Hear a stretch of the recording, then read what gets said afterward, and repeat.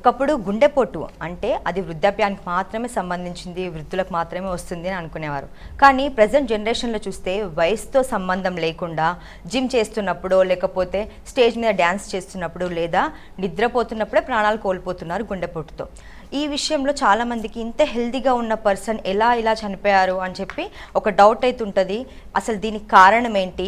మన జీవన శైలిలో మార్పులా, లేకపోతే మనం తింటున్న ఆహారమా, లేకపోతే మనకు తెలియకుండానే గుండెలో దాగి ఉన్న సైలెంట్ కిల్లర్స్ కారణమా అనే విషయాలు మనతో చర్చించడానికైతే ప్రస్తుతం మనతో ఉన్నారు ప్రముఖ cardiology specialist Apollo hospital doctor BVA Rangareddy గారు.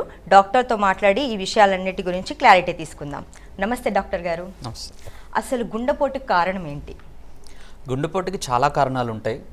ఒక్కొక్క వయసులో ఒక్కొక్క రకమైన కారణాలు అనేవి అవి యాడ్ ఆన్ అవుతూ ఉంటుంటాయి అన్నమాట. చాలామందికి యంగ్ వయసులో హార్ట్ అటాక్స్ వస్తున్నాయి, హార్ట్ ప్రాబ్లమ్స్ వస్తున్నాయి, ఎందుకు వస్తున్నాయి ఏంటి అన్నది ఒక అవగాహన లేకపోవడం వల్ల తెలియదు అనమాట. సో వాళ్ళకి బీపీ ఉందా, షుగర్ ఉందా, రెగ్యులర్గా చెకప్ చేసుకోవడం అట్లాంటివి ఏముండవు. వాళ్ళకి ఏదైనా ప్రాబ్లం వస్తే తప్పితే హాస్పిటల్కి వెళ్ళరు. లేకపోతే ఏదైనా అడ్మిషన్ ఏదైనా ఉంటే ఒక వర్క్లో జాయిన్ అవ్వాలన్నా అలాంటి వాళ్ళు ఎవరైనా టెస్ట్ చేస్తే తప్పితే ఒక టెస్ట్ అనేది జనరల్గా చేయించుకోరు.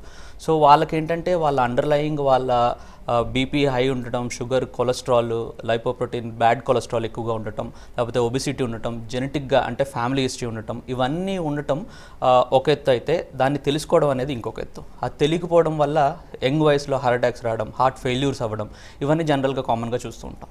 ఓకే డాక్టర్, కాకపోతే ఇప్పుడు ఇంకా చిన్న పిల్లలకు కూడా వస్తుంది. మనము గెస్ చేయలేము అసలు ఇంత చిన్న పిల్లలకి వస్తుందా అనేది.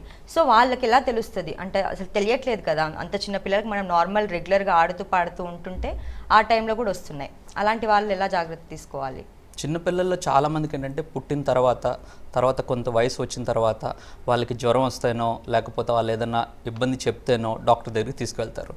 కొంతమంది కంజెంటల్ పుట్టుకతోనే హార్ట్ రిలేటెడ్ ఇష్యూస్ ఉంటాయి, వాళ్ళకి గమనించకపోవడం, లేకపోతే డెలివరీ అయిన తర్వాత చెక్ చేయకపోవడం అనేది కామన్గా జనరల్గా చూస్తూ ఉంటాం.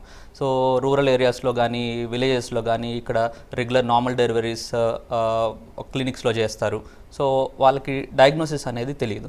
కొంచెం పెద్ద అయిన తర్వాత వాళ్ళు ఏమన్నా ఆయాసపడుతుంటేనో, లేకపోతే బ్లూ కలర్లో మారడం గానో, లేకపోతే ఎక్కువ అరవడం కానీ, తినలేకపోవడం కానీ, లేకపోతే గ్రోత్ పెరగకపోవడం కానీ అట్లాంటి వాళ్ళకి వెళ్ళి డాక్టర్ దగ్గర చెకప్ చేస్తారు. ఓకే, బ్లూ కలర్లో మారడం అంటే వాళ్ళ బాడీ కలర్ మారుతుంటుందా? అంటే కంజెనిటల్గా అంటే పుట్టుకతో కొంతమందికి హార్ట్లో మనం గర్భంలో ఉన్నప్పుడు కొన్ని హోల్స్ అనేవి ఉంటాయి కనెక్షన్ కోసం, బ్లడ్ సర్క్యులేషన్ కోసం. అవి పుట్టిన తర్వాత మెల్లిమెల్లిగా క్లోజ్ అవుతాయి, కొంతమందికి క్లోజ్ అవ్వవు.